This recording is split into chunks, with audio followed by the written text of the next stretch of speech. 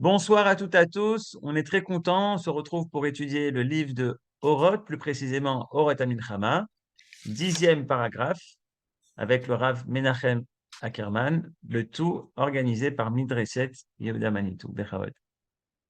Toda Rabba. Alors, bonsoir à tous et à toutes. Et si je tousse un peu, vous inquiétez pas, c'est pas très grave, mais c'est la vie.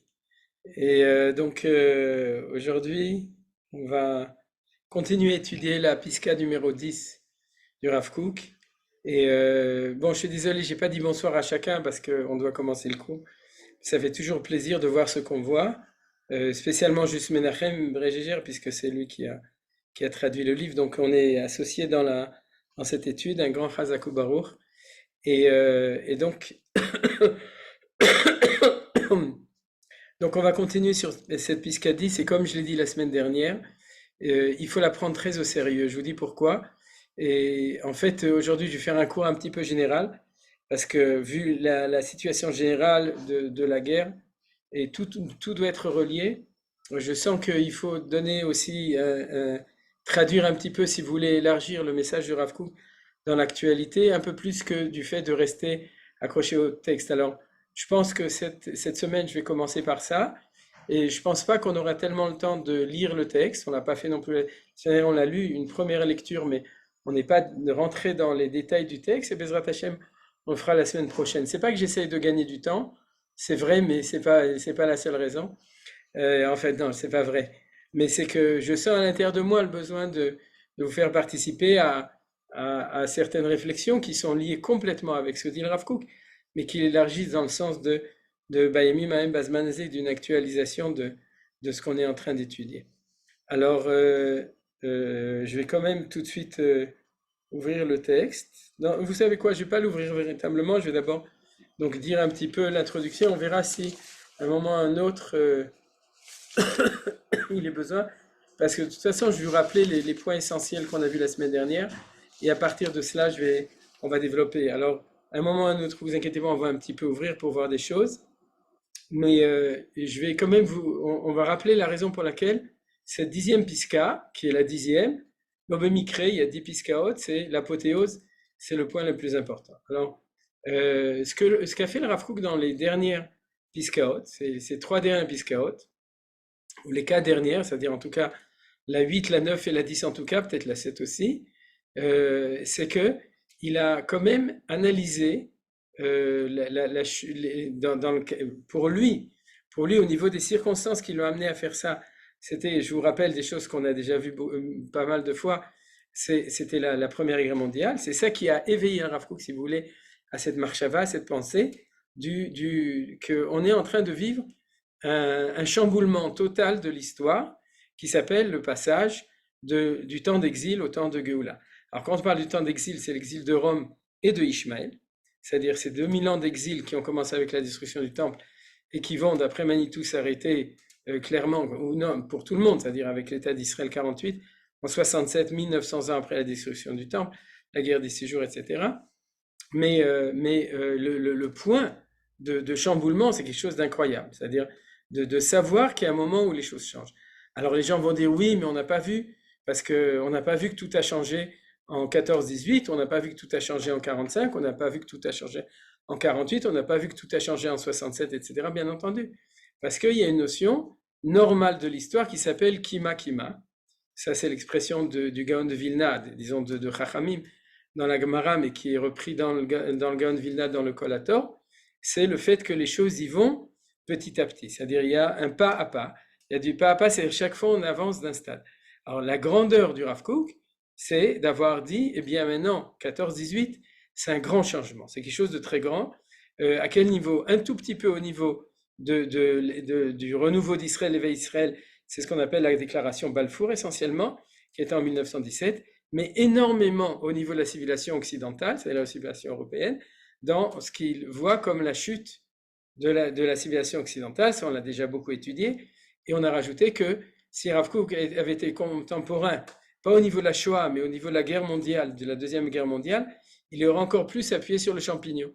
Il aurait encore plus dit que c'est évident que le monde occidental est mort. Alors, c'est pas parce qu'il est vivant actuellement que Macron existe et que Attal existe et que les autres aussi existent, et bien entendu, les gens, ce qu'on peut enseigner ici en Israël, tout le monde ne veut pas l'entendre dans le monde de manière aussi crue, mais il faut le dire, c'est-à-dire que même si l'Occident est encore très vivant et très puissant, mais au niveau de son histoire, il a terminé son histoire, c'est ce que le Rav Kook a expliqué depuis ce moment-là. Alors, il y a les deux mouvements, et ça, c'était la Pisca 9.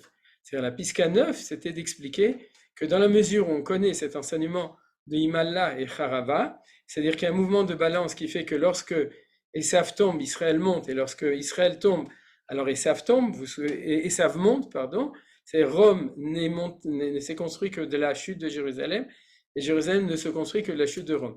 Et de nouveau, je fais une toute petite parenthèse importante pour nous qui sommes des âmes sensibles, c'est-à-dire que quand on parle d'une chute, on parle d'une chute d'une civilisation, mais pas d'une humanité. C'est-à-dire que l'humanité européenne, comme d'ailleurs l'humanité musulmane et comme toutes les autres humanités, ne sont pas appelées à disparaître lorsque le Mashiach viendra, ils sont appelés au contraire à intégrer, dans la mesure où ils auront été capables d'y adhérer, c'est-à-dire par Teshuvah, par soutien d'Israël, par soutien d'un mouvement spirituel énorme qui va arriver, à ce moment-là, ils feront partie du processus messianique. Ça, c'est d'autres thèmes qui sont traités et par les prophètes et par nos sages, par plein d'endroits. Il ne faut pas faire de confusion. C'est comme si on disait que le fait que l'empire de Rome et l'empire aussi d'Ishmaël pendant 2000 ans, les suprématies, ça signifiait que Israël a été exterminé. Non, c'est vrai qu'on a beaucoup souffert, mais on a participé et on a perduré dans leur empire en tant que sujet soumis à un empire étranger. Et ce sera la même chose, mais de manière beaucoup plus grande et beaucoup plus positive, lorsque le Mashiach reviendra. C'est-à-dire, lorsque le Mashiach reviendra, ces humanités seront appelées à s'associer. Mais leur projet de civilisation lui-même tombera. Ça, il est en train de tomber et il va tomber. Pour certains, il est en train de tomber. Pour d'autres, il n'est pas encore tombé, mais il va tomber. C'est pour ça qu'il faut avoir des idées claires. Ce qui nous dérange, c'est qu'on se dit, ah, tu veux dire qu'ils vont disparaître. Non, ils ne vont pas disparaître, mais leur projet de civilisation va être remplacé par notre projet de civilisation. Il ne faut pas avoir peur de ça, du coup. Ni au niveau de notre, on pourrait dire, de notre modestie, de dire qui sommes-nous, et bien, il ne faut pas oublier que ce n'est pas nous, c'est Akadosh Baruch Hu, c'est le projet divin, et ni au niveau humaniste, c'est-à-dire du fait de dire, ben alors c'est une exclusion des autres, absolument, ce n'est pas du tout l'exclusion des autres. Tout ça, c'est une parenthèse très importante pour avoir les idées claires.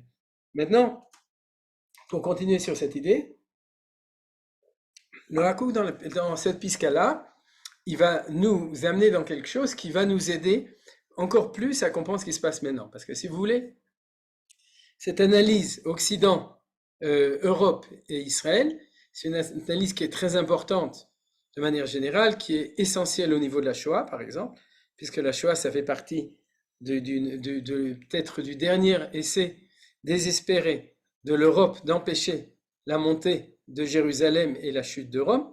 C'est-à-dire, et donc c'est en tout cas, c'est leur dernier essai désespéré qui nous a coûté très cher, mais qui n'a pas réussi. Et donc maintenant, on est essentiellement, on est déjà avec l'État d'Israël, c'est-à-dire la montée d'Israël est très très grande depuis le début de l'État d'Israël, et puis de plus en plus avec le nombre de Juifs en Israël et avec le développement du pays. Mais on a du coup d'autres questionnements. Tout d'abord, parce que essentiellement notre conflit actuel, il est avec Ishmaël, il est plus qu'avec avec Esav. Donc on se dit alors l'analyse du Rav Kook, oui, mais il n'a pas parlé de la même chose, et c'est vrai. Il a parlé essentiellement du conflit avec Esav et pas du conflit avec Ishmaël. Alors comment, malgré tout, on doit retirer de tout ce qu'on apprend en ce moment le plus d'enseignements possible, le plus de compréhension possible de ce qui nous arrive, ben c'est ce que j'essaye de faire, et à mon sens, c'est pour ça que dans cette Piskayoun, je vais prendre plus de temps pour donner ce développement, même s'il sort des mots du Rav Kook direct, pour pouvoir avoir ces éléments de compréhension des choses. Alors, je voulais faire une toute petite remarque, à deux remarques. Tout d'abord, pourquoi est-ce que c'est d'une certaine manière, c'est plus dur de comprendre cette Piska, mais c'est plus facile d'en extraire de l'information pour nous ou de l'enseignement? C'est parce que l'idée centrale, ça on l'a vu la semaine dernière, c'est là que j'arrive déjà au résumé de ce qu'on arrive à la semaine dernière, c'est que le Rav Kook dit que si tu veux vraiment comprendre les choses, tu dois toujours aller le plus possible à la racine du conflit et des événements, et parce que le sionisme, c'est pas un conflit. Le sionisme, c'est la renaissance du peuple juif. Donc, pour comprendre ce qui nous arrive à nous, et ensuite ce qui éveille le conflit par rapport aux goïms, ou ce qui pourrait éventuellement espérer comment s'appelle ça, leur association au progrès, au projet sioniste, d'accord? C'est-à-dire, qu'est-ce qu'on peut déjà faire pour qu'ils soient d'accord de participer avec nous? Alors, souvent, on a des étincelles d'optimisme. Quand on voit les Allemands à La Haye la semaine dernière, quand on voit les Américains, quand ils sont d'accord de nous aider, pas quand ils font les hypocrites et qu'ils essaient de tout faire pour nous embêter. C'est-à-dire, il y a toujours dans obscurité et lumière, il y a des lueurs d'espoir par rapport à l'Occident. Par rapport aux Arabes, il n'y a pas de lueur d'espoir actuellement, on s'en rend compte, il n'y a pas. C'est-à-dire au niveau de la nation arabe, pour l'instant, on sait qu'il n'y a plus aucune. Il y en a qui rêvaient, mais il n'y en a pas pour l'instant. On verra, par exemple, Ephraim Herrera et Eliezer s'occupe, bon, vous écoutez tous les conférences, Eliezer, par exemple, parle de ce problème, comment au niveau du dialogue, au niveau du Coran, est-ce qu'on peut essayer d'éveiller dans le monde musulman une reconnaissance de l'État d'Israël possible. Alors, il donne deux options, et je vous invite à écouter ce que Eliezer Cherki donc, dit dessus. Mais si vous voulez, l'idée essentielle du Rav Kook, elle est pour nous. C'est-à-dire, quand maintenant on est dans le Beth Midrash, c'est-à-dire qu'on étudie la Torah, qu'est-ce qu'on doit faire pour comprendre ce qui nous arrive et pour aider d'ailleurs les autres juifs tout d'abord, avant de penser à aider les goïms. C'est-à-dire il faut au moins aider notre peuple, surtout ceux qui sont en Eretz Israël, mais aussi ceux qui sont en dehors d'Eretz Israël. Je dis surtout ceux qui sont ici parce que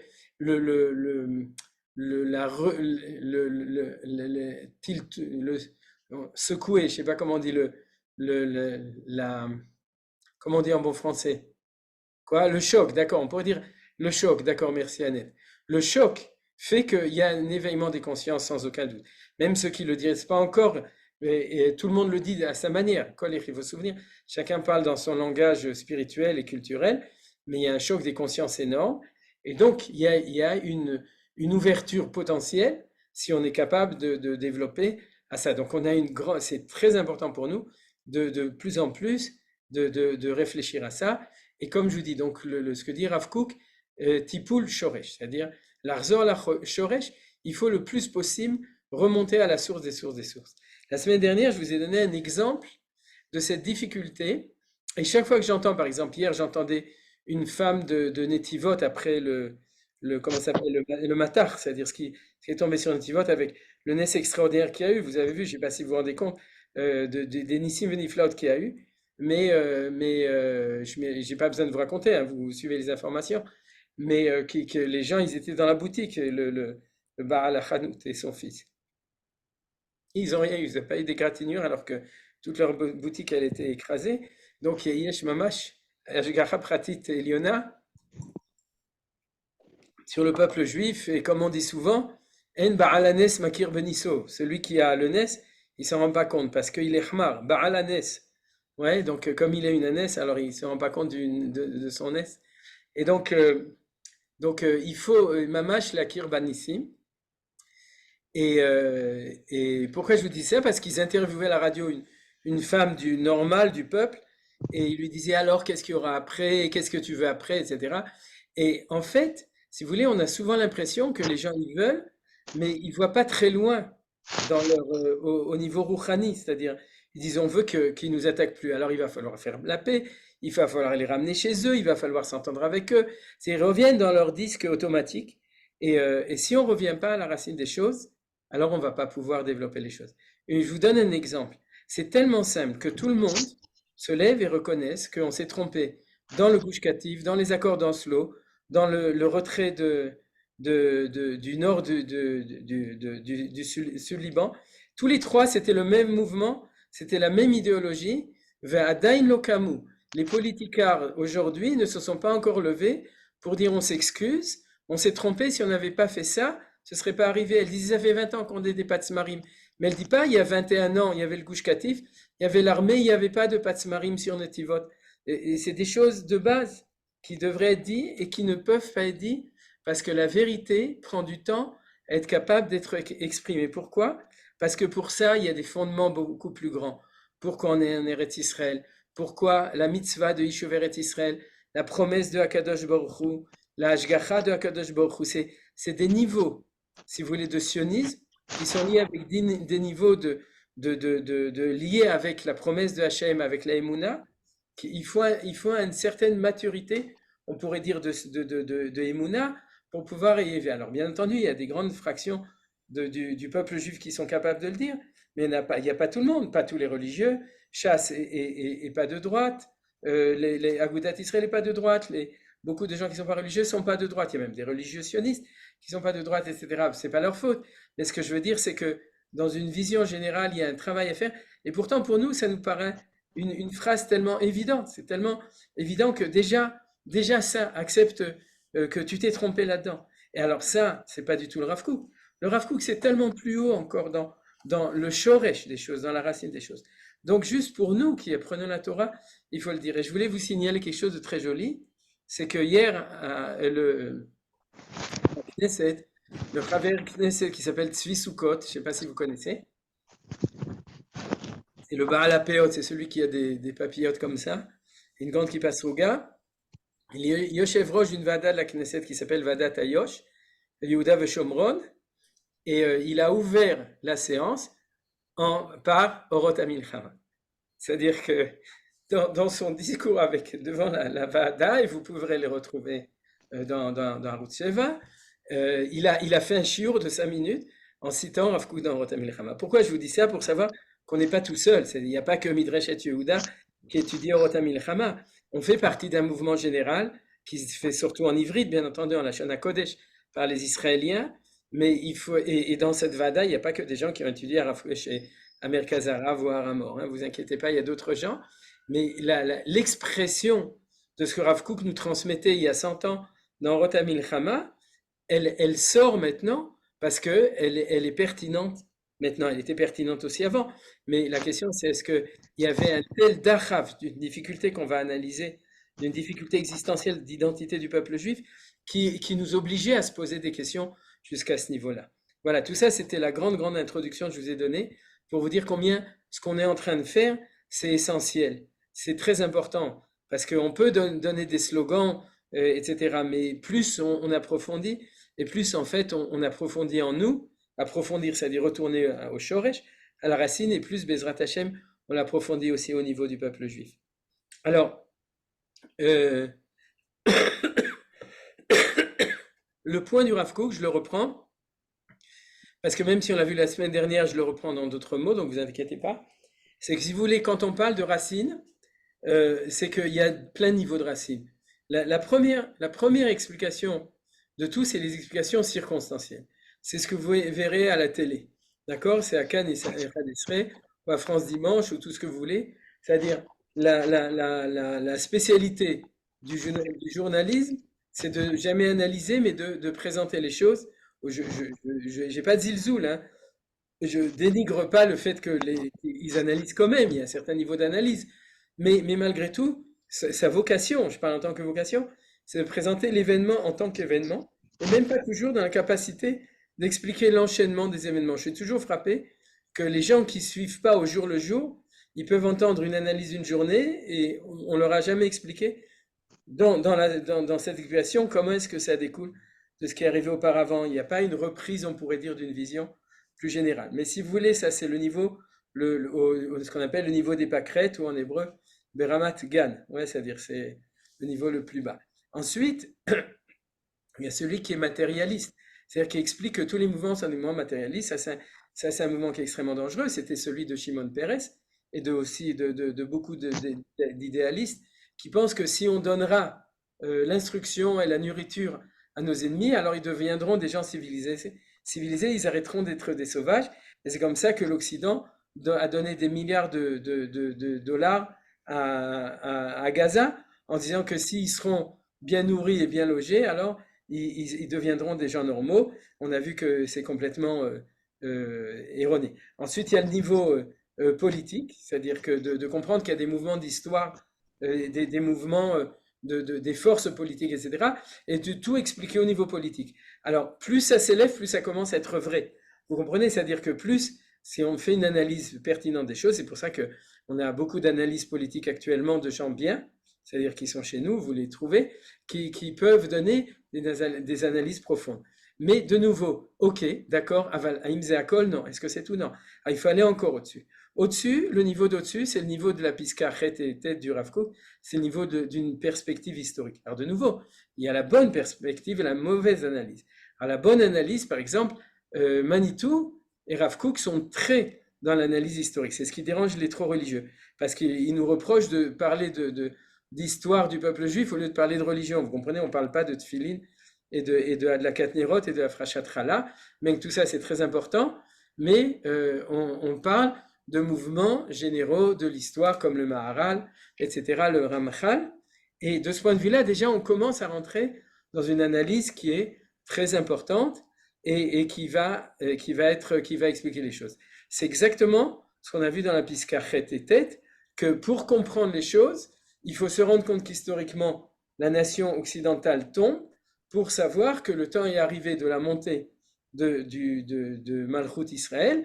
Et une fois qu'en plus on analyse a posteriori des événements, l'État d'Israël 48, 67, etc., alors on sait que le Rav Kook ne s'est pas trompé, parce que lui a vu la Néphilat Édom, la chute d'Édom, et nous on est contemporains de la Aliyat Israël, de la montée d'Israël qui est en parallèle.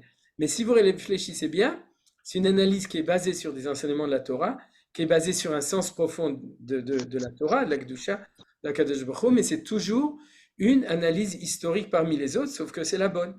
Vous comprenez? C'est-à-dire que les autres, ils ont d'autres analyses, ils posent les mêmes questions, pourquoi l'État d'Israël, pourquoi la Shoah, pourquoi les guerres mondiales, pourquoi tout ça, ils ont des analyses complètement différentes, mais on est on pourrait dire, dans un domaine commun avec l'universel, qui est celui de l'analyse d'une grande perspective historique de l'histoire du monde. Alors, Rav Kook, ce qu'il va dire, c'est qu'il y a deux niveaux au-dessus de ça, c'est ce qu'il va dire dans notre Piska, c'est l'analyse religieuse et l'analyse rouchanite, spirituelle. Et c'est là que, en fin de compte, on va être un petit peu étonné, parce que si vous voulez, par rapport à l'Occident, on a oublié l'analyse religieuse. Pourquoi on l'a oublié? Tout simplement parce que l'Occident l'a lui-même oublié. C'est-à-dire que l'Occident a arrêté d'être religieux depuis, on pourrait dire, depuis la Renaissance, petit à petit. Et l'antisémitisme occidental, les mouvements politiques occidentaux ne sont pas mués par des motivations religieuses de manière générale, de moins en moins. C'est des civilisations aujourd'hui. Bon, c'est vrai que les Américains sont un peu plus croyants et que les Anglais, ils font aussi des trucs là dans leur abbaye de Westminster, etc., quand ils font le sacre de leur roi. Mais tout ça, c'est de la parade, ils le savent eux-mêmes. C'est-à-dire qu'ils y croient un petit peu. Mais c'est pas des civilisations où le mouvement de cette histoire, il est mu par la religion. Là, par contre, où Rav Kook a tout à fait raison, c'est au niveau de l'islam. Parce qu'en ce moment, il y a une révolution depuis 20-30 ans qui fait que l'islam s'est réveillé et on peut dire que l'Orient est devenu islamique. C'est-à-dire, souvenez-vous de l'Iran de Shah, c'est-à-dire, souvenez-vous etc. C'est-à-dire, c'est une révolution en soi-même que les Arabes sont. Souvenez-vous aussi de nos travailleurs immigrés dans les années 60 en France, les Algériens, d'accord, qui n'étaient pas, même s'ils étaient religieux, c'était pas des Hamasnikim, ils n'allaient pas à la mosquée, ils ne fonctionnaient pas comme ça, ils voulaient devenir français, être intégrés, et on s'entendait bien avec eux. Il y a quelque chose de très profond dans tout le mouvement, dans tout le monde islamique, qui est un grand changement. Alors là, on rejoint ce que nous dit Rav Kook. On rejoint ce que nous dit le Rav Kook, c'est que si tu veux aller à la racine des racines, et dans cette piska, il va nous parler du conflit ou de la rencontre, ou de la différence, ou l'interdépendance entre l'exil de Rome et d'Ishmaël au niveau religieux et la naissance du christianisme et de l'islam qui sont des religions. Alors vous vous souvenez, c'était ça le grand chidouche qu'on a déjà vu la semaine dernière. Il nous dit, le christianisme et l'islam ne seraient jamais nés si on n'était pas parti en exil. Alors ça, c'est une grande surprise, parce que ça veut dire que tu ne peux pas comprendre ça comme une évolution uniquement. Il y a un côté évolution de l'humanité, il s'approche de Dieu. Et le Rambam, par exemple, dans les Lois des Rois, chapitres 11 et 12, en parle de manière très claire, qu'il y a ici un progrès et une préparation au temps messianique par le fait que le monde, par l'islam et par le christianisme, s'approche de la connaissance de Dieu, du Dieu d'Israël et de la Torah. Bon, ça c'est un aspect vrai, comme beaucoup de choses au niveau de la complexité des choses. Mais maintenant, ce qu'on est en train de voir, c'est l'interdépendance entre exil d'Israël et montée du christianisme et de l'islam, retour d'Israël et crise du christianisme et de l'islam. Vous comprenez? C'est ça qu'on veut dire. C'est que quand on parlait du mouvement de balance, dans l'épiscope d'avant, j'espère que je me suis bien exprimé, on parlait de mouvement politique. On parlait de civilisations qui sont en train de monter ou de descendre, de l'Europe qui est en train de s'entretuer. S'entretuer, ce n'est pas des circonstances religieuses, c'est des circonstances socio-économico-politiques. D'accord? C'est de la politique. Et là, maintenant, le Rav Kook nous dit, la racine des choses, tu dois t'élever d'un cran et comprendre ce qui se passe, que l'islam et la chrétienté sont des fruits de l'exil. Et donc, qu'est-ce qui va se passer quand on revient en Eretz Israël? Voilà, je crois que vous comprenez. Alors, au-delà de ça, il ne faut pas oublier que la religion, même pour nous, c'est pas le niveau le plus haut. C'est-à-dire que c'est un niveau très important. C'est d'ailleurs une des erreurs des gens qui pensent que tout n'est que religion. Religion, quand je parle de religion, c'est organisation religieuse. Lieu de prière, temple, mitzvot, structure religieuse, même texte d'études comme pour nous la Gemara, etc., des halachot et tout.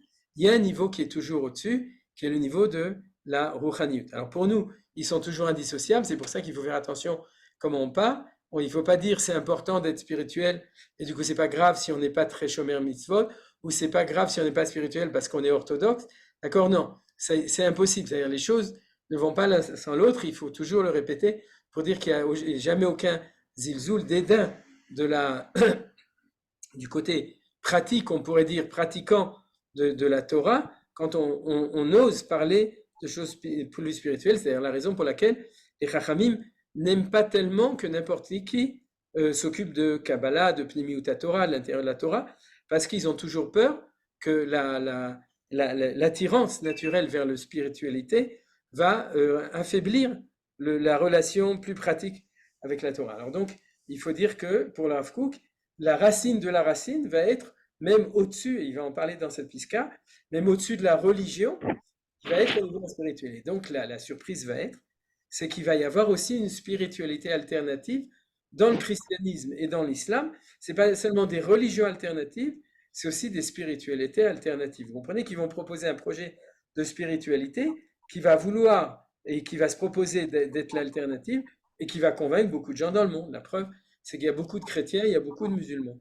Et c'est pas seulement parce qu'ils aiment la religion, c'est aussi parce qu'ils sentent qu'il y a là-bas une spiritualité, c'est-à-dire une réponse aux attentes naturelles de chaque neshama humaine. Chaque âme humaine est en recherche de spiritualité. Donc ceux qui s'attachent à ça, c'est qu'ils trouvent dedans une réponse à leurs attentes spirituelles. Voilà, alors vous imaginez le programme de comprendre qu'est-ce qui va changer quand on vient en Israël, comment est-il possible qu'une alternative religieuse et spirituelle ne peut apparaître qu'en temps d'exil. Avant, c'était impossible. C'est la première phrase de Rav Kook dans cette pisca. Et comment qu'est-ce qui va se passer maintenant quand on revient ici? Voilà, je vous ai un petit peu résumé toute la pisca. Comme je vous ai dit, on rentrera dedans dans les détails. Je pense que ce sera mieux la prochaine fois, ou si on a le temps, on pourra commencer cette fois-ci. Maintenant, le quatrième point que je voulais développer donc dans ce sens-là, c'est ce que je vous ai dit, que l'islam, en fin de compte, de ce point de vue-là, ce qui se passe aujourd'hui, c'est pas complètement étonnant au niveau de l'enseignement de Manitou dans cette pisca-là. Pourquoi? Parce que si vraiment la racine des choses, c'est la racine religieuse et spirituelle, il faut bien que les choses éclatent.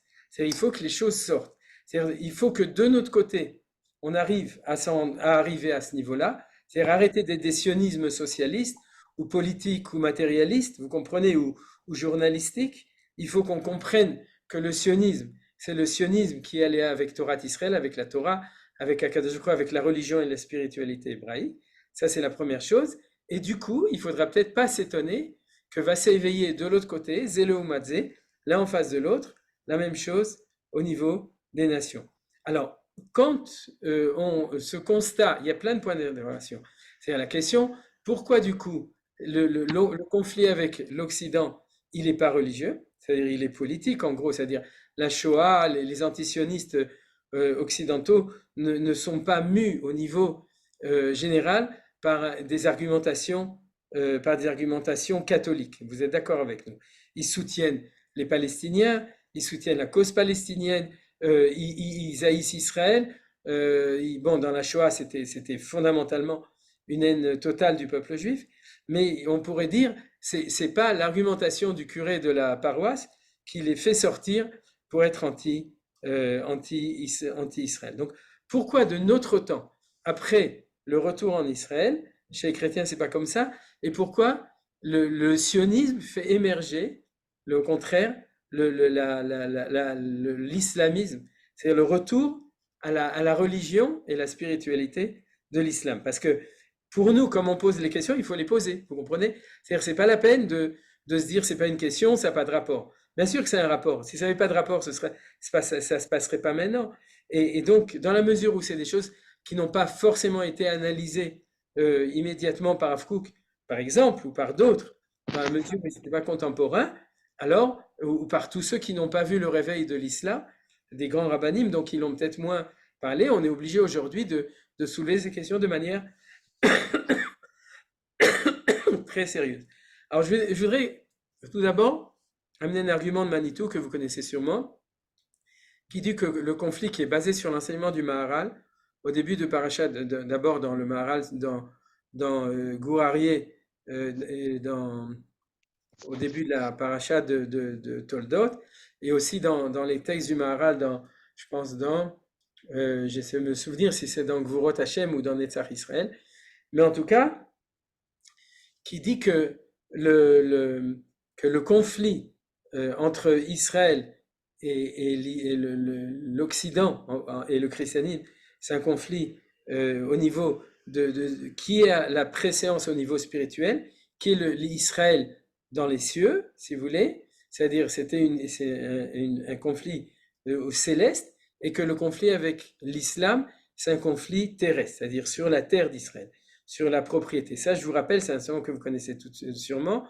que lorsque Sarah dit à Avram, Garesh et ben Amazot, kilo yirash, bin Chaim beni imitzrak, quand elle dit kilo yirash, car Ishmael n'a pas de Yerusha avec mon fils Yitzhak, c'est qu'elle lui dit qu'il n'a pas de Yerusha sur la terre d'Eretz Israël. C'est la terre d'Eretz Israël appartient, et du coup l'analyse de Manitou, très importante, je vous ramène à son cours célèbre sur cette paracha, je vous renvoie, c'est-à-dire que c'est que l'islam s'éveille, il y a un livre comme ça, donc, quand l'islam s'éveillera, ou je ne sais plus, il y a un bouquin, je ne sais peut-être s'il ne s'appelle pas exactement comme ça, mais l'islam s'éveille dans son conflit avec Israël lorsqu'on revient sur la terre. C'est-à-dire que c'est pas qu'on n'a pas souffert, ça c'est aussi une image d'Épinal qui est fausse, que les Juifs en pays d'Orient, ils vivaient bien et en pays d'Occident étaient persécutés, c'est faux.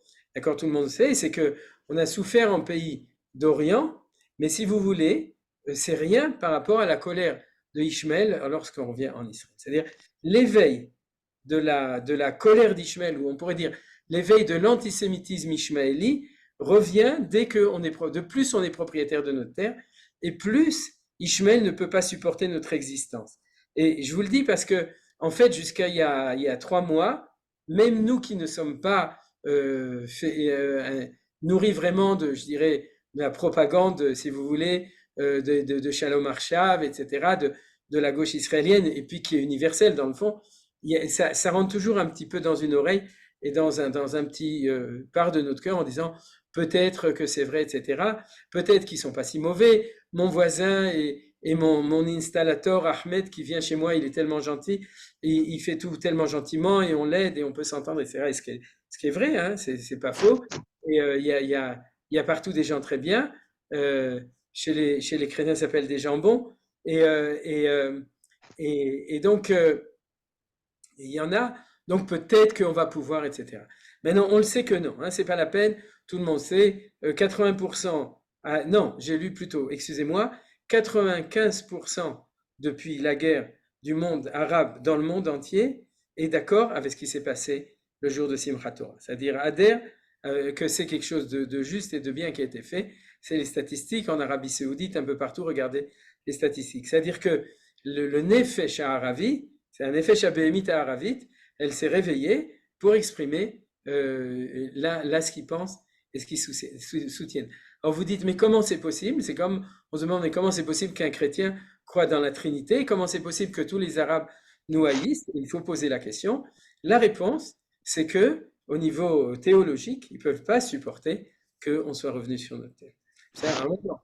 De ce point de vue-là, je pense que c'est la réponse de Manitou. Pourquoi le christianisme est moins, en tant que chrétien antisémite de notre temps? Alors, je vous propose une solution qui est la celle de Manitou, c'est que, en effet, dans la mesure où le conflit, c'était le conflit sur le Vérus Israël, et que pendant les 2000 ans, il y avait cette question très très forte, alors en fin de compte, pendant 2000 ans, il y avait cette énorme haine du monde chrétien en tant que chrétien contre le peuple juif. Et puis comme aujourd'hui, on est plus sur la question territoriale, alors c'est le tour des Ishmaélim d'être les représentants de la haine d'Israël dans le monde. Mais non, je dis ça avec beaucoup de prudence, parce que si vous me demandez dans mon fort intérieur, il faut être optimiste, il faut espérer dans l'Occident, c'est-à-dire il faut espérer dans l'Occident qu'il a fait tchouva après la Shoah et qu'il va être capable justement d'accepter qu'on est le Vérus Israël. C'est-à-dire seulement, la vérité, la semaine dernière, je vous ai parlé du Dvar Torah de Manitou sur Vatican II, c'est-à-dire qu'ils ont reconnu qu'on n'était plus déicide, vous vous souvenez? Et Manitou, il aimait bien citer cette chose-là pour montrer qu'il y a un espoir, il y a un progrès. Mais maintenant que je vois, sincèrement, ce qui se passe avec les Ishmaélim, je suis plus aussi optimiste par rapport au christianisme. C'est-à-dire que je me dis que dans la mesure où le retour du peuple juif en Israël, c'est la plus grande claque de Vérus Israël, puisque tant que le christianisme était la malchoute, la royauté, et que nous on était écrasés, ils avaient la possibilité d'affirmer qu'ils étaient le vrai Israël et de ne pas nous donner la parole. Maintenant qu'on a repris la parole dans le monde, et que même si on dit rien, on est là, et ils le savent. Ils savent que Am Israël Chai, d'accord, c'est que le peuple juif, il est vivant, et que l'État d'Israël s'appelle Israël, et que la terre d'Israël s'appelle Israël, et que donc ils ne peuvent plus dire qu'ils sont Israël. La vérité, c'est que quand on réfléchit, quand on voit ce qui se passe avec Ishmael, on peut se dire que c'est aussi inquiétant. Alors, je ne vous fais pas un cours pour vous inquiéter, hein, vous inquiétez pas, on va passer au côté positif de l'autre côté. Mais je pense qu'il faut quand même avoir une certaine clairvoyance. Donc, si vous voulez, comment on appelle ça? Pour résumer ce que je suis en train de vous dire, c'est que si on parle de c'est quoi le conflit avec les goïms au niveau de la racine religieuse spirituelle du temps du retour en Eretz Israël, alors pour Ishmaël, c'est clair, on le voit, on le comprend, c'est un éveil profond à cause du conflit sur la terre. Et comme nous dit le Rav Kook, la source du conflit qui a permis au christianisme d'exister, de penser qu'il nous remplaçait il avait une proposition possible qu'on va étudier dans le texte du Rav Kook qui s'appelle la possibilité de le faire en temps de Istalkut Ashrina, de disparition ou d'élévation de la terre de la Shrina. Il parle qui donne un vacuum qui permet à ces deux grandes religions d'exister. Donc il faut dire que quand on revient en masse, que la Shrina revient, que nous revenons et que le drapeau d'Israël existe dans le monde, alors c'est un grand problème. Alors, par rapport à Ishmael, il y a quelque chose qui est absolument incroyable, c'est que nos sages nous disent, et je reprends des choses que j'ai déjà dit plusieurs fois, de toute façon, depuis des années, je finis par me répéter, c'est normal, mais comme c'est une analyse actuelle des choses et qu'on est en real time de ça, alors je pense qu'il faut le dire, c'est que dans la Kabbalah, on dit que le Sitra Achara, c'est-à-dire la force de l'autre côté, vous savez, Sitra, c'est le côté, Achara, l'autre côté, il est le reflet du Sitra d'Ikdusha. C'est le côté de l'Akdusha, c'est-à-dire celui qui reprend dans l'Akdusha, pour que le monde soit en équilibre, il y a toujours une force d'opposition qui s'élève au même niveau. C'est-à-dire, tu t'élèves, c'est comme on dit, Kol hagadol mechavero yitzro gadol mechavero. Plus tu t'élèves, plus tu as un yetzer qui va t'équilibrer dans ta réalité d'équilibre de ton choix et de tout. Alors, dans cet ordre-là, on dit aussi que quand il y a un phénomène d'élévation du peuple juif, il y a un phénomène d'élévation de la force d'opposition qui est le reflet des choses. Ça veut dire que des fois, si tu veux savoir qui tu es, alors va regarder ton Sitra Achara et tu vas savoir par reflet de mal qui tu es dans le bien. Vous avez compris ce que je veux dire? C'est comme un miroir de qui on est. Et je ne sais pas si vous vous rendez compte d'un truc incroyable, c'est que lorsque l'État d'Israël était socialiste communiste, c'est-à-dire à l'époque du Mapai et du Mapam, eh bien le mouvement de Palestiniens, il était socialiste communiste. Vous voyez, ça s'appelait l'OLP.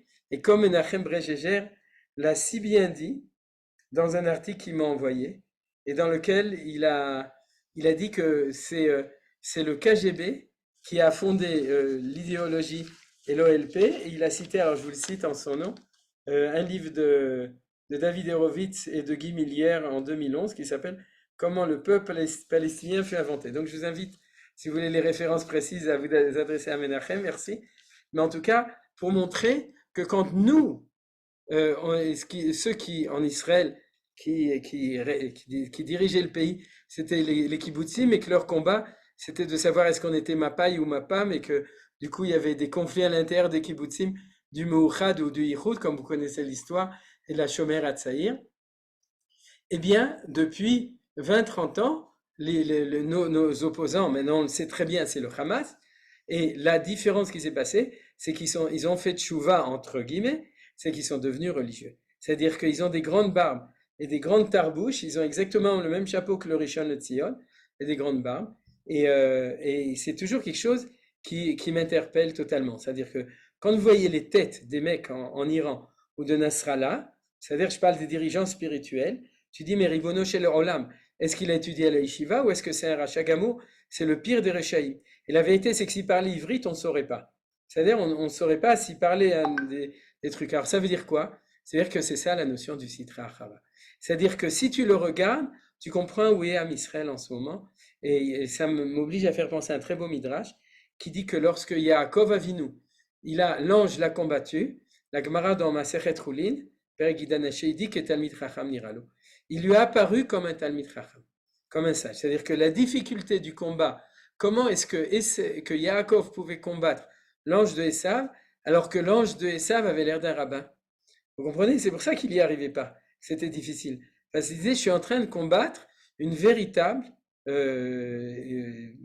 puissance spirituelle, sans doute, qui a sa raison d'être. Alors, c'est quelque chose qui va nous donner une réponse. C'est-à-dire que si aujourd'hui, le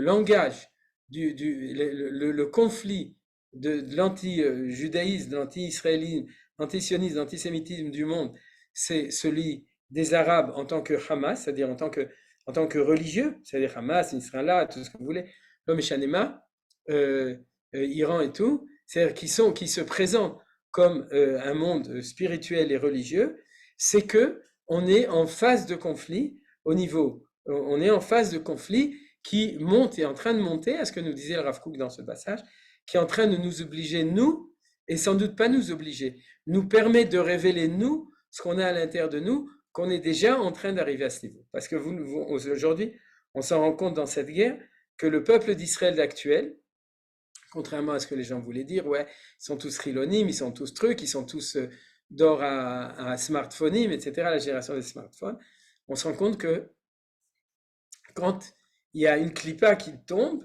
elle tombe grâce à des choses pas tellement faciles des fois, mais on voit, en fin de compte, là où se trouve le peuple juif. Et il ne faut pas avoir ni honte ni peur de savoir que c'est ce qui est en train d'arriver. Alors, est-ce que ça veut dire que dans 3 semaines, le Mashiach va venir et tout le monde fait... Non, non. On parle de mouvement, on parle d'un progrès des choses. Et comme je vous dis, je vous répète, c'est le miroir négatif en mal de notre ennemi qui nous oblige, d'abord, conflit avec les Ishmaël, parce que ce qui prouve que Zeloumadze, c'est le conflit qui éveille le monde entier dans une colère contre nous, mais qui est basé sur le fait qu'on est revenu sur notre terre. Donc c'est un conflit territorial. Donc obligation de ne pas céder au niveau territorial, de ne pas donner à qui que ce soit la bande de Gaza ni quoi que ce soit. C'est-à-dire, ça c'est ce que dit Eliezer Cherki de manière très importante, c'est-à-dire qu'ils comprennent qu'on n'est pas prêt à concéder sur notre projet messianique.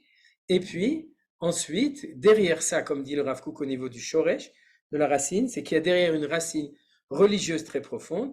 Et si eux sont capables de l'exprimer, c'est que nous, on y est, alors il faut qu'on soit capable aussi de l'exprimer. Voilà, ça c'était, je vois qu'on arrive presque à la fin du cours. Ce que je voudrais dire quand même, une idée qui est importante dans notre réflexion actuelle, c'est la crise de Simchat Torah. La crise de Simchat Torah, je vais dire les choses très clairement. C'est que, si vous voulez, c'est la plus grande claque que le sionisme de Herzl a reçue. Pourquoi? Parce que vous savez que nos Chachamim nous ont dit que l'antisémitisme, c'est ce qu'on appelle Sinat Olam le Amolam, c'est-à-dire la haine éternelle pour le peuple éternel, et qu'elle est descendue sur le monde au moment de Mahamad Arsinaï. Vous savez, le mont Sinaï, ça veut dire la haine, Sinaï, et que donc, lorsque la Torah est descendue, qui a montré qu'il y avait un projet du monde révélé au monde entier, puisque le monde l'a entendu, un projet de Dieu, parce que tant qu'il était en clandestiné, l'antisémitisme existait, celui de Pharaon, celui de la Havana Arami, etc. Il existait, mais comme phénomène, si vous voulez, possible au niveau universel, il est descendu avec la déclaration des droits d'Israël, qui s'appelle le don, l'événement du Sinaï. Et à ce moment-là, il est descendu. Et en fait, de manière éperdue, vous pouvez lire Jules Isaac ou tous les autres que vous connaissez très bien. Si vous voulez, la recherche éperdue du peuple juif, c'est de dire peut-être que c'est à cause de ça que les Juifs et les Goïms nous haïssent, et si on va arrêter d'être comme ils nous disent que c'est à cause de ça, alors ils vont finir par nous aimer. C'est-à-dire, quand on est dans le ghetto, il faut sortir du ghetto, quand on est riche, il faut être pauvre, quand on est pauvre, il faut être riche, quand on est communiste, il faut être capitaliste, quand on est capitaliste, il faut être socialiste, mais en tout cas, quand on est religieux, il ne faut pas être, quand on n'est pas, il faut l'être. C'est-à-dire que peut-être que si on écoute en fin de compte, le reproche de chaque nation contre Israël, quand on est dans tel état, que c'est à cause de ça, et que si on fait le contraire, ça va marcher. Alors, la dernière, le plus grand ridouche de ça, c'était celle de Herzl, c'est de dire, si on arrête d'être en exil parmi les nations, et qu'on redevient une nation parmi les nations, les goïms vont arrêter de nous haïr. Et la vérité, c'est que la Shoah n'a pas été une objection à ça, au contraire. La Shoah a essayé d'empêcher le sionisme, qui soutenait au contraire, si vous réussissez le sionisme, alors on arrête. Vous comprenez? C'est-à-dire ça va s'arrêter.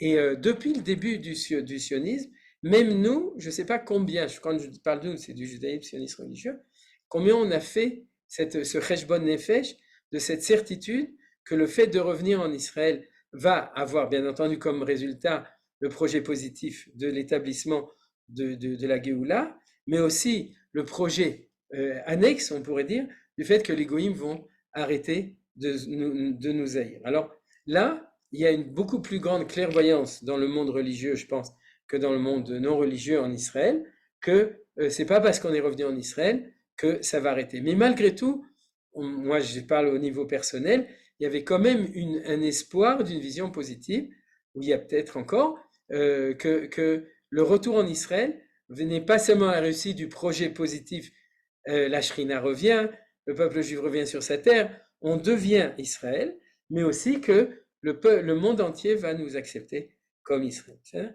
Et là, en fait, même si on ne voulait pas le voir, c'est impossible depuis, parce que anti-sionisme égale racisme, je veux dire, et tout ce qui se passe à l'ONU et tout, ça fait longtemps qu'on le sait. C'est-à-dire, ça fait longtemps qu'on se rend compte que c'est pas ça. C'est-à-dire, même si au début de l'État d'Israël, à cause du contre-choc de la Shoah, il y avait plus peut-être un tout petit peu plus, bien que ceux qui connaissent l'histoire savent que non, que le livre blanc a continué après jusqu'en 48, que les pogroms, il y a eu des pogroms en Pologne après la Shoah, et qu'il y a eu un antisémitisme partout.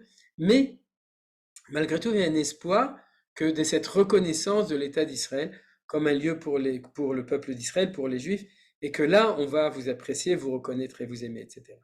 Alors là, je dois dire que même si ça fait longtemps qu'on le savait, je pense que le peuple juif est en train, c'est-à-dire si on demande qu'est-ce qui s'est passé le jour de Simchat Torah cette année, alors je pense que c'est ça qui s'est passé.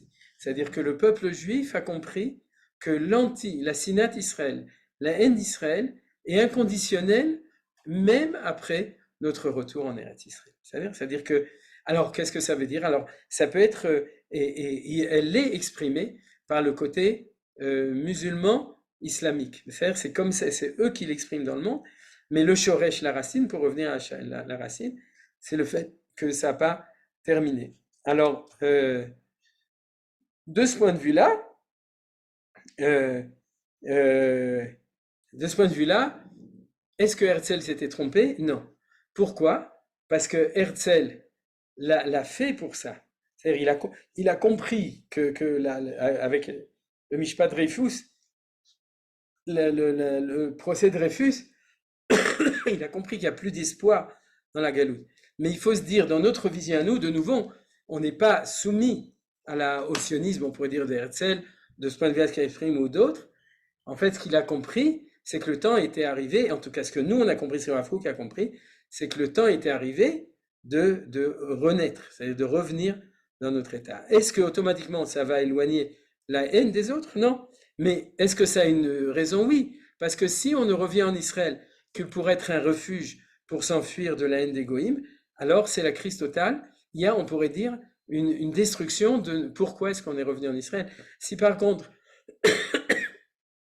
on a une lecture positive et non pas seulement d'éliminer un mal, mais de construire positivement une identité qui est celle de Am Israël, Be'artso, Im Torat Israël, c'est-à-dire d'une vision positive du sionisme, à ce moment-là, même si on est en crise de ce côté, notre idéologie ou notre raison d'être ne disparaît pas de ce point de vue-là.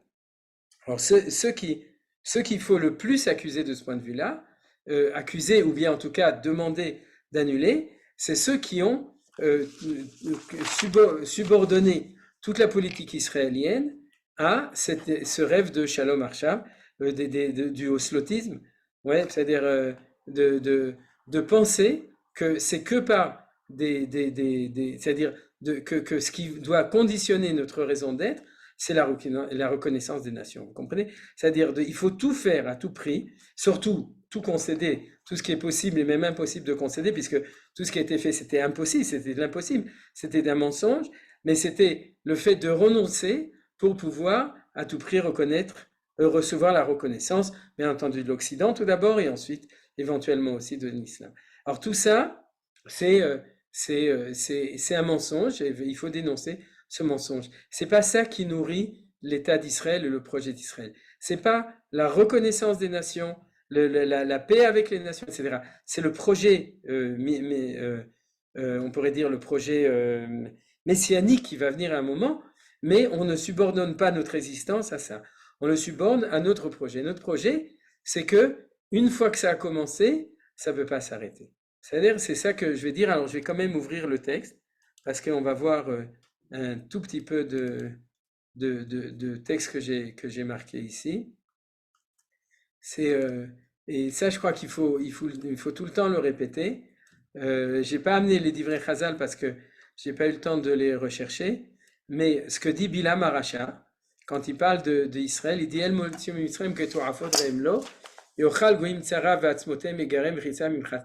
Si vous voulez, on avait besoin d'un prophète des Goïm pour qu'il nous dise qu'on avait le droit de faire tout ça. Vous voyez? Vous pouvez lire, c'est pas des textes de Shalom Arshav du tout. C'est-à-dire, et il dit après, Kara Shachav Kari Uchlavi Mikemeno, Mevarecha Baruch Varecharu. Et ce qui est important, c'est cette phrase, Kara Shachav ou Kari Uchlavi ou Mikemeno. Et nos sages qui disent, et c'est la parole des sages qui est important, Mi Yuchal Leafrid et Aryeh Minalvia, Shehem et Giazmanam Lizdavek Zebeze. C'est-à-dire que lorsque Akadosh Baruch Hu a décidé que le temps était arrivé de s'accoupler Akadosh Baruch Hu et le peuple juif, ce qu'on appelle la Geoula, le retour de la Shrina, ce qu'on va étudier dans le texte de Manitou, c'est-à-dire le retour de la Shrina, c'est le retour de l'unité, du Yichud, de la corrélation profonde entre Akadosh Baruch Hu et le peuple juif, ce qu'on appelle dans la symbolique de la Torah plusieurs fois, autant dans la bracha de Yaakov, dans la bracha de Moshe Rabbeinu, dans la bracha de Bilam. Chaque fois dans la brachot, c'est la notion de Shachav Kehari ou Chelavi, c'est cette notion d'accouplement entre le lion et la lionne, c'est-à-dire c'est comme ça que c'est toujours exprimé, et il dit qui pourra séparer. Alors, qu'est-ce que ça veut dire ça? C'est que fondamentalement, il faut, c'est ce que j'ai dit, la sour l'itièche, il ne faut pas se déprimer. On est conscient, en fin de compte, de quelque chose qui a détruit une partie, on pourrait dire, du sionisme classique, c'est-à-dire c'est plus la peine de penser qu'on va réussir parce qu'on va faire des sourires et des salam alek au sal amalek et qu'on va être gentil avec eux et c'est comme ça qu'on va réussir notre projet. Ouais, j'ai presque fini, il est 19h.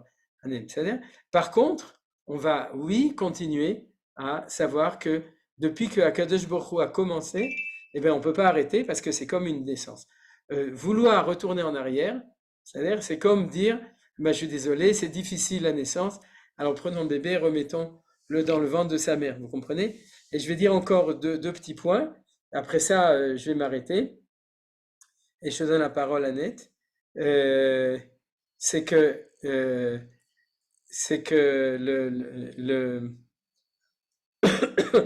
c'est pour ça que, par exemple, je vais donner deux éléments dessus. Le premier, c'est que le Gaon de Vilna, quand il parlait du Mashiach ben Yosef, il disait tout le temps qu'il s'inquiétait de cette difficulté-là, de cette difficulté de la naissance. Et il parlait du Pasuk Beita Cheshena en son temps accéléré, il disait toujours comment ce serait-ce possible, quand ça arrive en son temps, de pouvoir accélérer pour ne pas avoir besoin de passer par tous ces stades de difficulté comme ça, de ça. Et le Netziv, dans son commentaire sur la Haggadah, Netziv Rav Naftel Suda Berlin, le Rosh Yeshiva de Vologine, il disait aussi que quand il est marqué, il se basait sur le texte de la Torah, les Midrashim, et aussi le Maral, qui dit que Dieu nous a sorti Biyat Razaka ou Vizroa Netuya. Vous vous souvenez? Les Zroa Netuya, c'est la main étendue, comme traduit, c'est comment sortir l'embryon du ventre ou le bébé du ventre de sa mère, alors qu'à ce moment-là, le bébé est tellement en vulnérabilité, puisque la volonté de sa mère ou de la mère rouge, de tous ceux qui sont autour, c'est d'empêcher cette naissance. Alors, là maintenant, on n'est plus dans le moment de la naissance, c'était avant 48, en 1917, en 1948, etc. Le bébé, il a grandi, mais malgré tout, il faut savoir qu'il y a quand même cette fragilité du fait que ça. Mais, comme on a parlé de naissance, il faut savoir que c'est un processus sans retour, Bezrat Hashem, puisque, avec toutes les analyses qu'on fait tout le temps, c'est l'analyse d'un temps de Géoula. Et à ce moment-là, de ce point de vue-là, dans notre analyse des choses, on va continuer la semaine prochaine, Bezrat Hashem, on est appelé à mieux approfondir tout ça pour pouvoir encore mieux comprendre qu'est-ce qui se passe dans les mouvements universels, qu'est-ce qui se passe chez nous, comment est-ce que nous, on est appelé à réagir à tout ça, et comment on est appelé à comprendre tout ça. Voilà. Vous avez vu, c'est un cours vraiment général, j'espère qu'il était utile. Vas-y Annette. Mais sauf ouvre ton micro. L'Oshomi. Il y a un problème fondamental parce que je fréquente beaucoup ces gens-là. Oui. Tout ça, c'est basé sur la pensée que Dieu existe. Et le monde actuel n'est pas religieux dans le sens qu'il y a beaucoup d'athéisme. C'est-à-dire, c'est le monde de l'absurde, c'est le monde de, il n'y a pas de directeur, enfin tout ça. Beaucoup de gens que je fréquente, quand je leur parle, on dirait que je leur parle latin ou n'importe quoi, parce qu'il y a toujours dedans le mot Dieu, le mot, le grand directeur des projets, et pas un mot de votre, il n'y a pas un mot que vous avez prononcé où Dieu n'était pas là. Mais eux, Dieu, il n'est pas là. Et je crois qu'il y a beaucoup d'athées dans le monde. C'est ça mon problème. Ouais. Bon, alors, d'abord, les athées, c'est pas forcément ta tasse d'athée. Mais si, en fait, ce qu'il faut dire, c'est comme ça. Premièrement, je pense que des crises comme ça va. Parce que, je veux dire, le Rav Kook dit que le temps de l'athéisme, c'est un temps. C'est-à-dire, c'est une phase dans l'histoire qui n'est pas très longue. 300 ans, 400 ans, 300 ans. D'accord? C'est-à-dire d'une crise du monde occidental. D'accord? De remettre en question la foi. Mais d'après le Rav Kook, bien entendu, on ne parle pas d'un retour à un intégrisme chrétien, comme un intégrisme islamique terrible, horrible. Mais on parle d'une tchouva, c'est-à-dire de ce qu'on attend maintenant, c'est la connaissance de la Torah d'Israël pour les nations. Reconnaissance de La Dieu. tchouva, la reconnaissance du Dieu d'Israël. Du Dieu, mais Dieu Non, dans mais laisse tomber. l'absolu. En dehors d'Israël, il vaut mieux qu'ils ne reconnaissent pas. Parce que quand tu vois ce qu'ils en font, les catholiques, non, les musulmans et peut-être les chrétiens, alors il vaut mieux que Et je parle avec un psychiatre qui est un ouais, personnage que je fréquente. C'est ouais. pas dans son monde du tout, ces discours que vous faites. Je peux pas parler avec lui. C'est très étonnant. Alors, je vais te dire. Tout d'abord, il y a un espoir qu'ils sont en voie de garage. C'est ce que j'ai dit maintenant. Dis-toi que le sionisme qui présentait Israël comme la réponse à l'antisémitisme, de nouveau, c'est fondamentalement le sionisme de Herzl. Sans rentrer dans la question est-ce que Herzl était traditionnaliste, c'est pas du tout la question, hein, d'accord? C'est le sionisme classique, d'accord? Et qui est subordonné après la Shoah encore plus. Le fait que chaque fois on amène un président, on l'amène d'abord à Yad Vashem, et ensuite à Herzl, etc. Si tu veux, il est en crise. D'ailleurs, il est en crise depuis longtemps, c'est pour ça qu'il y a un post-sionisme et tout. Alors, il faut que quand il y a une crise, c'est ce qu'on a vu dans les textes d'avant, les gens cherchent des réponses.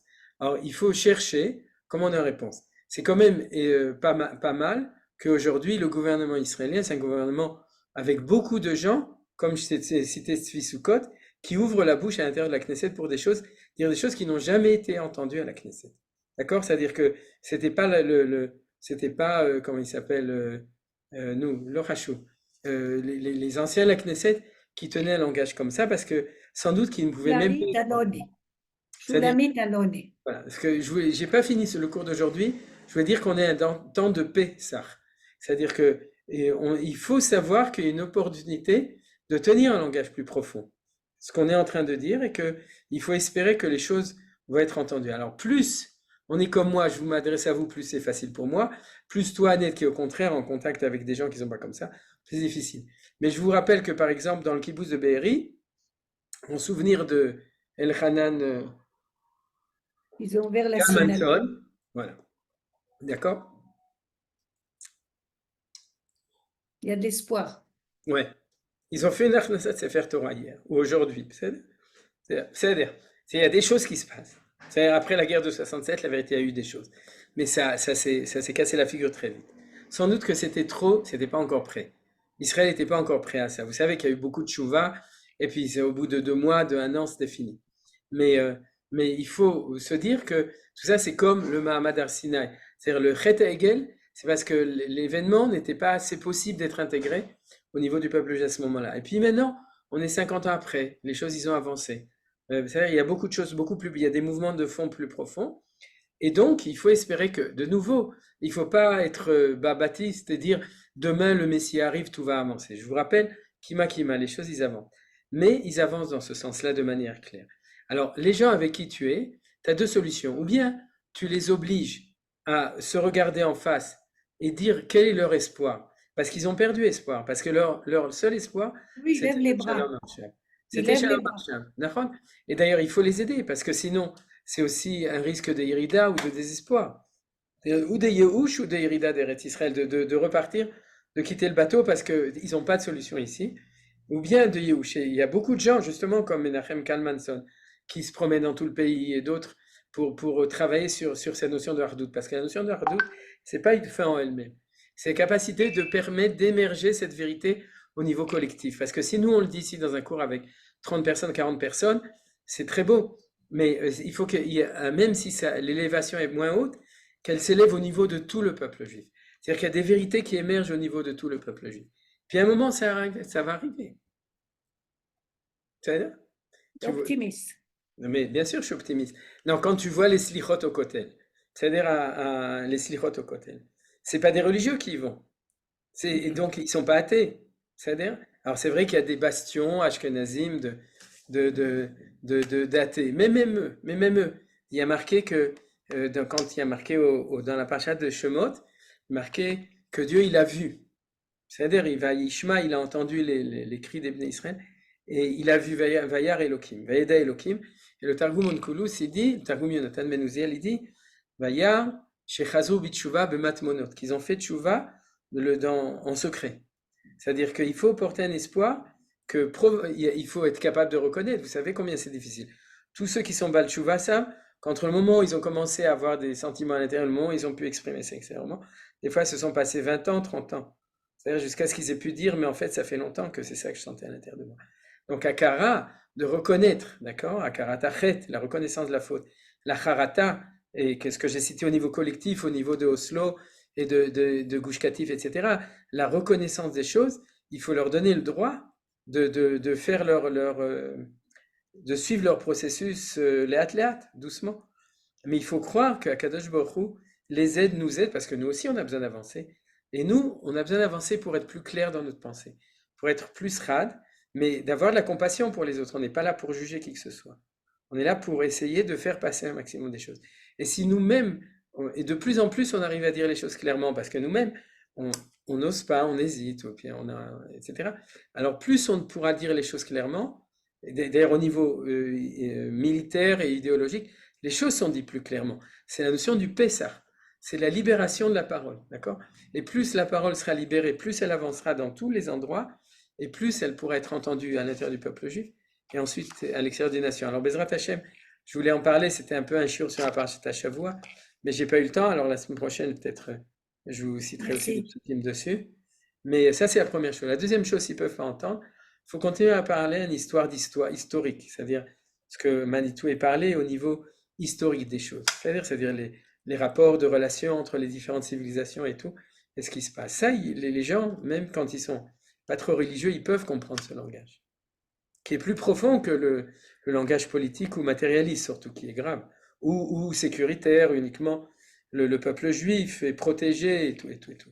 Tout ça, c'est vrai, mais c'est juste, ça n'aboutit pas, ça ne peut pas donner des réponses, en fin de compte, in fine, plus la crise est profonde, plus profonde. Tov. Od Michel, Merci. Besimcha Rabba. Bonjour. Bonsoir, Youssef. Ah oui, Bonsoir. bonjour. Bonjour, Youssef. Boker Tov, comment tu vas? Oui, moi bien, je suis content de te voir en bon état.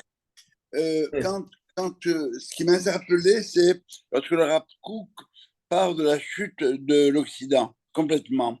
Ouais. Alors on sait qu'une des caractéristiques de la civilisation occidentale, c'est le progrès technologique. Or, actuellement, le progrès technologique dans le dernier siècle, il était fulgurant. Alors, comment est-ce qu'on peut parler de chute d'un côté avec ce qu'on voit par là? Ouais, tu poses une bonne question. Tu aurais dû la poser quand on a fait la piscade avant. Tu m'as pas laissé le temps. Ouais. Non, le problème, c'est que maintenant, il est 19h12 et que j'ai cours dans 3 minutes. Ah Mais- bon, la prochaine fois, il n'y a pas de problème. alors, tu sais quoi, Youssef, commence. Au prochain cours, on commencera, tu me rappelleras la question, d'accord? Parfait. Et que ça me donnera une semaine pour y réfléchir. Alors, je vais dire qu'un truc extraordinaire, c'est qu'il y a marqué à Hashberosho et à Asok Batora. Celui qui a mal à la tête, il doit étudier la Torah. Et ça le guérit. Et plus je parlais, moi je me sentais malade. Et moi je Et donc, et une fois, Manitou, il a dit la meilleure phrase, c'est qu'il y avait un élève qui est venu chez son Rav, il a cité dans un cours il n'y a pas longtemps, une des parachiens. Il a dit, il est allé chez son Rav, et il a dit à Rav, je ne peux pas étudier la Torah parce que j'ai mal à la tête. Alors le Rav, il lui a répondu, c'est une blague nord-africaine, étudie la Torah, et tu verras que tu n'as pas de tête parce que tu comprends rien, et du coup, tu n'as plus de raison d'avoir mal. Ouais, Donc, Très bien. non. Très bien. Donc, alors, Shabbat Merci. Shalom. Et on se retrouve Bonsoir. avec Bezrat Hashem la semaine